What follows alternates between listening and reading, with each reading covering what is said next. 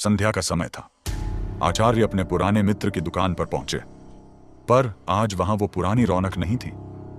दुकान की हलचल कम थी, ग्राहक कम और वातावरण कुछ अनजान सा। आचार्य की नजरें सब कुछ देख रही थीं, पर उनका व्यापारी मित्र बदलते हालात को हल्के में ले रहा था। क्या हुआ होगा अगले रविवार, जब आचार्य ने उसे अपनी प्रयोगशाला में बुलाया? इतने दिनों बाद मिल रहे मित्रों का उत्साह देखने लायक था। दोनों ने एक दूसरे को गले लगाया और बैठकर सुखद वार्ता आरंभ की। चाय पानी के कुछ क्षण बीतने के बाद आचार्य बोले, मित्र, एक बात बताओ, पहले जब मैं आता था तो तेरी दुकान में ग्राहकों की भीड़ रहती थी और हम बड़ी कठिनाई से वार्तालाप कर पाते थे, किंतु आज तो केवल कुछ ही ग्राहक दिखाई दे रहे हैं और तेरा सहायकों का दल भी कम हो गया प्रतीत होता है। छोटा व्यापारी हल्के हृदय से बोला, अरे कुछ नहीं, हम इस बाजार के पुराने खिलाड़ी हैं। आज धंधा मंद है, कल पुनः प्रबल हो जाएगा। आचार्य गंभीर भाव से बोले, देख मित्र, वस्तुओं को इतना हल्के में मत लेना। मैं देख रहा हूं कि इस मार्ग पर कपड़ों की अनेक दुकानें खुल गई हैं, प्रतिस्पर्धा बहुत बढ़ी है, और इसके अतिरिक्त, मित्र ने वार्ता काटते हुए कहा, अरे ये दुकानें आती जाती रहती हैं, इनसे कुछ फर्क नहीं पड़ता। आचार्य मित्र को विद्यालयीन काल से जानते थे और समझ गए कि ऐसे समझाने पर वह सहज ही नहीं समझेगा। कुछ और गपशप करने के बाद आचार्य ने व्यापारी को अगले रविवार चाय पर आमंत्रित किया। मित्र ने हामी भर दी। अतः अगले रविवार छोटा व्यापारी निर्धारित समय पर आ पहुंचा।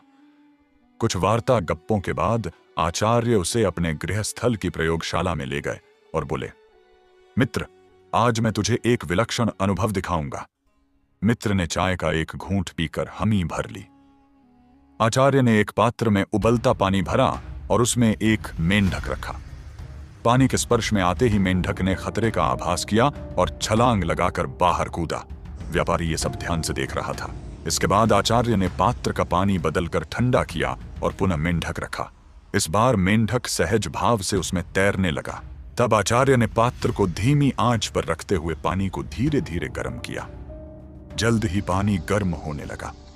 मेंढक ने यह कुछ विचित्र पाया, पर उसने स्वयं को वातावरण के अनुसार ढाल लिया और निश्चिंत दिखा। थोड़ी देर बाद पानी और अधिक गर्म हुआ, पर मेंढक हर ताप के अनुसार ढलता रहा।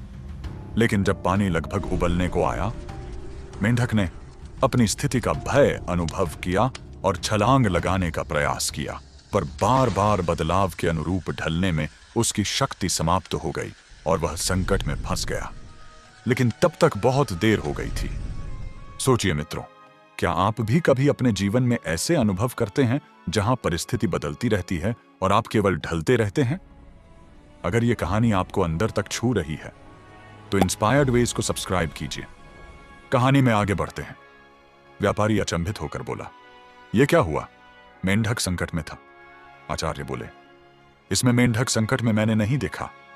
उसने स्वयं अपनी शक्ति को समाप्त किया। यदि वह समय रहते उपाय करता और खुद को ढलने के स्थान पर सुरक्षित मार्ग खोजता तो अपनी जीवन रक्षा कर सकता था।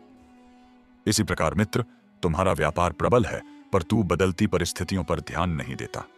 बस सोचता है कि सब स्वयं ठीक हो जाएगा। पर याद रख, यदि आज नहीं बदलेगा, कल संभलने हेतु न ऊर्जा होगी न समय। ऐसी ही एक और कहानी है जहां समय रहते लिया गया फैसला पूरी जिंदगी बदल देता है। दोस्तों, सोचिए, आचार्य के इस अनुभव से मित्र ने क्या शिक्षा ग्रहण की? क्या आप भी इस कथा से सीखकर अपने जीवन में सतर्क और सक्रिय बनेंगे? यदि हां, तो वीडियो लाइक करें और चैनल को सब्सक्राइब करें। आचार्य की शिक्षा ने मित्र की आंखें खोल दी। उसने आचार्य को प्रणाम किया और निश्चय किया कि पुनः अपने व्यापार में लीडर बनकर दिखाएगा।